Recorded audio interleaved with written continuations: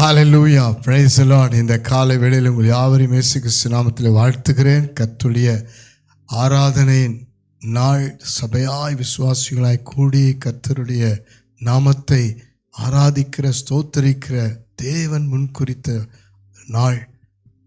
அவருடைய கிருபையினாலே நம்மை ஒன்று கூட செய்கிறார். பெரிய மாணவர்களே, சபையாய் நாம் சேர்ந்து ஆராதிக்கும் பொழுது, குடும்பமாய் ஆராதிக்கும் பொழுது கர்த்தர் மகிமைப்படுகிறார். நானும் என் வீட்டாருமோ வென்றால் கர்த்தரையே சேவிப்போம் என்று வேதம் சொல்லுகிறது. ஆகவேதான் நாம் எல்லாரும் இணைந்து சபை கூடி வருதலை விட்டுவிடாமல் கர்த்தரை ஆராதிப்பதற்காக தான் தேவன் இந்த நாளை முன்குறித்திருக்கிறார். ஹல்லேலூயா, ஹல்லேலூயா. 6 நாளும் நமக்கு வேலை, ஆனால் 7ஆம் நாள் கர்த்தருக்குரிய நாள்.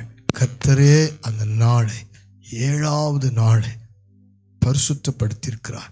அதே புதிய ஏற்பாட்டிலே வாரத்தின் முதல் நாள் என்று வேதம் சொல்லுகிறது. அந்த முதல் நாளிலே ஜனங்கள் கூடி வந்த பொழுது, ஆராதித்த பொழுது, ஆதி அப்போஸ்தலர் காலத்திலே அற்புதங்கள் கர்த்தராலே செய்யப்பட்டது. இந்த காலை வேளையிலே நாம் கர்த்தரை ஆராதிப்பதை குறித்து பார்த்து ஜெபிக்க போகிறோம். 136ஆம் சங்கீதம் 16ஆம் வசனத்தை வாசித்து பாருங்கள். தம்முடைய ஜனங்களை வனாந்தரத்தில் நடத்தினவரை துதியுங்கள், அவர் கிருபை என்றும் உள்ளது. ஹல்லேலூயா. 40 வருஷ வனாந்தரம் பாருங்கள், ஒரு குறைவில்லை, கால் வீங்கவில்லை, அவர்கள் போட்டிருந்த ஆடை பழசாகவில்லை, கிழியவில்லை. அவர்களுக்கு என்ன தேவையோ அதை கொடுத்தார், எல்லாம் திருப்தியாக நடத்தினார், பாதுகாப்பை கொடுத்தார். அக்னி ஸ்தம்பம், மேக ஸ்தம்பம், தம்முடைய தாசனாய் மோசே ஆரோனை முன்பாக அவர்களை அழைத்து செல்ல அனுப்பினார். ஒவ்வொரு முறையும் கர்த்தரே கண்ணோக்கி பார்த்து அவர்களை பாதுகாத்து பராமரித்து அவர் ஆசீர்வதித்தார். பாருங்கள், அதே தேவன் இன்றைக்கும் ஜீவனோடு இருக்கிறார். ஹல்லேலூயா. தேவன் இன்றைக்கு உங்களையும் குடும்பத்தையும் வழி நடத்துகிறவர். இதுவரை நம்மை கைவிடாமல் நடத்தினவர். நாம் கர்த்தரை ஒவ்வொரு நாளும் துதிக்க வேண்டும், ஆராதிக்க வேண்டும். அவருடைய கிருபை ஒவ்வொரு நாளும் புதிதாக இருக்கிறது. இந்த காலவெளியில உங்கள் வாழ்க்கையில ஆண்டவர் இதுவரைக்கும் கொண்டு வந்த கிருபையை நினைத்து ஒவ்வொரு நாளும் துதியுங்கள்.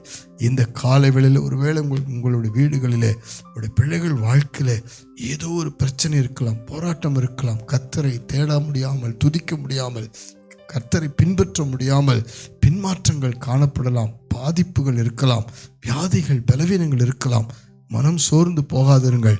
அன்றைக்கு இஸ்ரவேல் ஜனங்களை ஒவ்வொரு நாளும் வழிநடத்தின தேவன் இன்றைக்கு உங்களை விடுதலையாய் வழி நடத்துவார். கண்களை மூடி ஜெபிப்போமா? அன்பின் பரலோக பிதாவை, சபையாய் குடும்பமாய் விசுவாசிகளாய் கூடி வர செய்தவரே, துதிக்கிறோம், ஸ்தோத்தரிக்கிறோம், நன்றி செலுத்துகிறோம். இந்த கால வேளையிலே ஜெபிக்கிற அத்தனை பேர் வாழ்க்கையிலும் நீர் இதுவரைக்கும் அவருடைய கரம் பிடித்து வழி நடத்தி வந்ததை நினைத்து நாங்களும் துதிக்கிறோம், ஸ்தோத்தரிக்கிறோம், நன்றி செலுத்துகிறோம். ஒவ்வொருவரும் இந்த கால வேளையிலுமை பாட ஆராதிக்க செய்வீராக. உம்முடைய நாமத்தை பற்றிக்கொள்ள செய்வீராக. உம்முடைய நாமத்தினாலே விடுதலை, சுக, பலன், ஆசீர்வாதங்கள் பெற்றுக்கொள்ள செய்வீராகப்பா.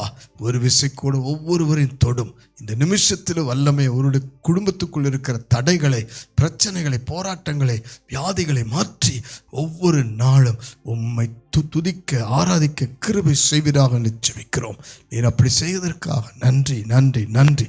இயேசு கிறிஸ்துவின் நாமத்தில் பிதாவே, ஆமென், ஆமென், ஆமென். God bless you. ஒவ்வொரு நாளும் நம் கர்த்தரை துதிப்போம், மகிமைப்படுத்துவோம்.